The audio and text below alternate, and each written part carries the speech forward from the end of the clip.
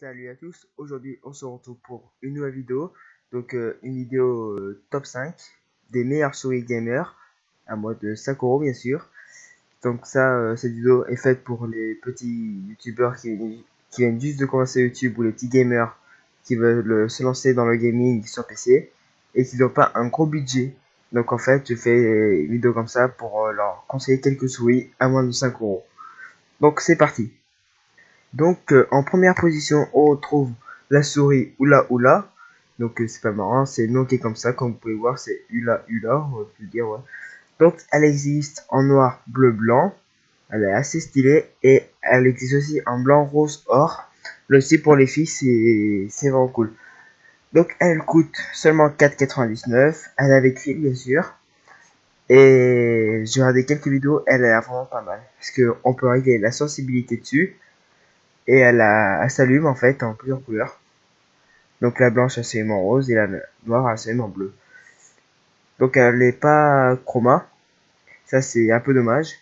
Par contre elle a deux touches raccourcies sur les côtés. Ça c'est bien.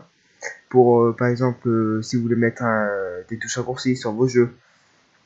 Ça peut être efficace. En seconde position on retrouve la Gaze Gamer A907. J'y arrive.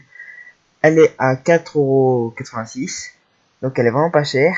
Bon, celle-là aussi pareil, elle est avec fil. Elle a bien sûr le fil tressé comme l'autre, comme la première. Elle est vraiment pas mal parce que là, par contre, la seule différence c'est que elle a l'air de changer de couleur. Logiquement, elle change de couleur. Elle est chroma. La sensibilité, par contre, la souris elle se règle dessus. Il n'y a pas de voyant pour indiquer la sensibilité, mais c'est vraiment pas mal déjà qu'elle puisse se régler dessus. On a trois touches raccourcies, donc deux sur les côtés et un à côté du clic gauche. Et bien sûr, elle s'allume avec le logo du dragon, comme vous avez pu le deviner. Donc cette souris, c'est vraiment pour ça que je vous la recommande en seconde place.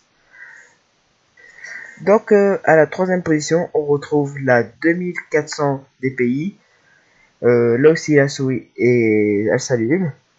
Et par contre, elle ne peut pas changer de couleur parce qu'elle est déjà multicolore. Et ça, c'est vraiment pas mal. Par contre, elle n'a pas touche raccourci et la sensibilité ne se règle pas dessus.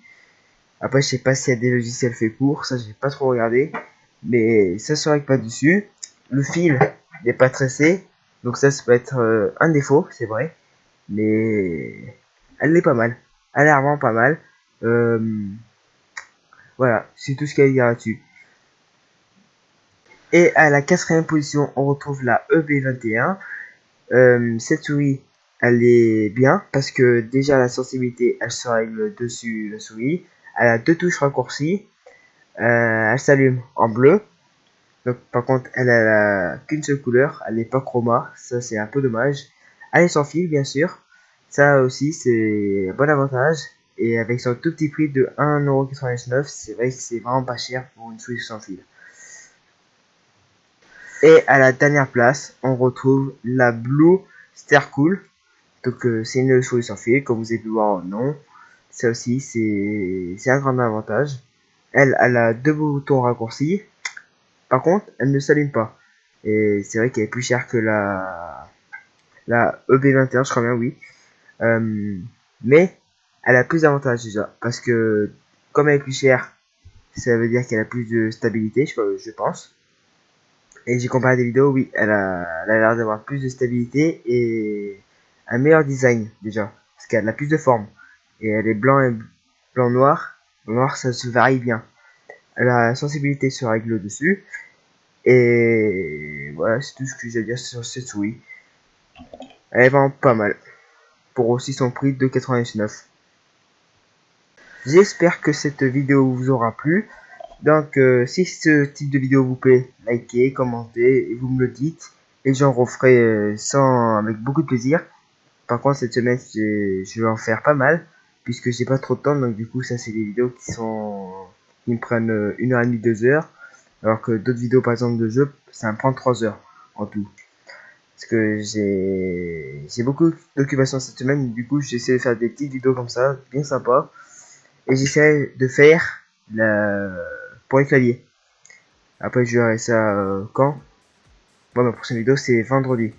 Donc pour mes horaires de vidéos, c'est le mardi, vendredi, dimanche.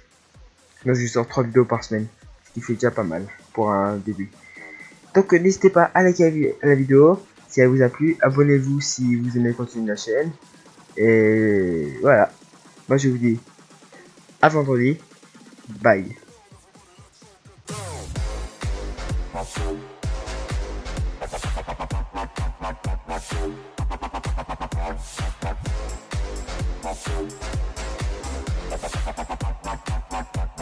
Come on.